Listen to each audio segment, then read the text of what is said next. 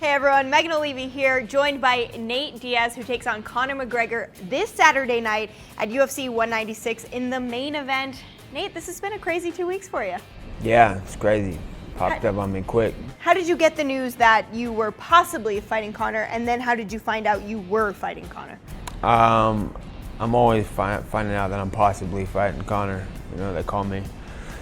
Every time something happens, they know it's a big fight, the biggest fight they can make. So I didn't sweat it too hardcore, and they said it was a go, so it's a go.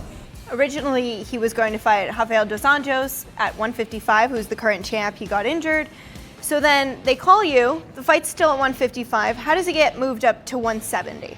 Well, they called me and offered me the fight at 155, and I accepted, and then back and forth they didn't accept, and then so they said all right, we're gonna find somebody else. I said all right, and then they called back the next day because nothing else was gonna happen. So when they called back, I said, well, nothing's changed. I'm not making weight. It was never that I couldn't make 155. I said I wasn't. It's 2 week notice. They want me to fight. It's gonna be at 170. I'm still lightweight. I'm still fighting at 155 pounds. Same way. I'm not some big old 215 pound person. So it's just like, you know, it's a fight. Let's just fight. If we're gonna fight, I didn't get a normal camp. Why should I do a normal weight cut? Let's make the fight happen. And if you guys want it, then that's your guys' call. And so they said, all right, let's do it.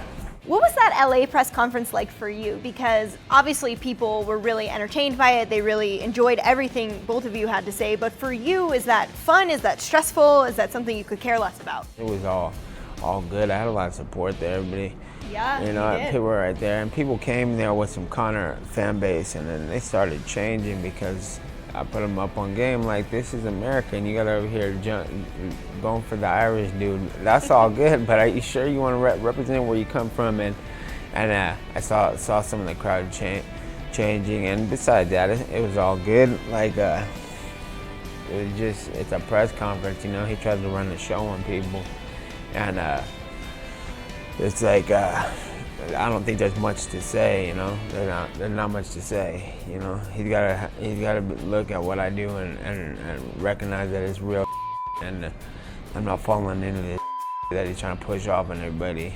and get all caught up in this, like I'm the show because I'm the show. You know what I'm saying? Where were you at in terms of training when they did call you? I always train. I always train to fight. You know, sometimes I'm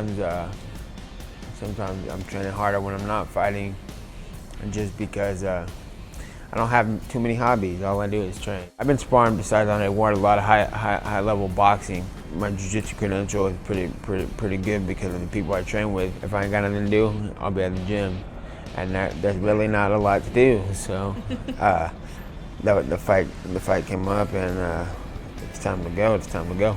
You mentioned your jiu-jitsu. We know you're a black belt. Do you feel like there's going to be a point in this fight where you can take it to the canvas to showcase those skills you have? Yeah, it's a whole fight, you know. The fight might end up on the ground. Most likely it will. And if not, you know, I try to prepare for everything.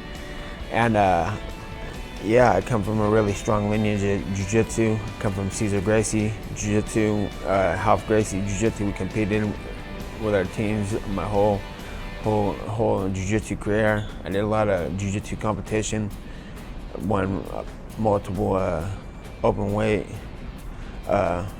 brackets, and US Open and Nationals and Pan Americans and big tournaments. And then now I train with Kron Gracie, so I have a lot of Jake Shields. I got like the best jiu-jitsu team in the world, so I feel like I have a strong background, more than what him or a lot of people are working with.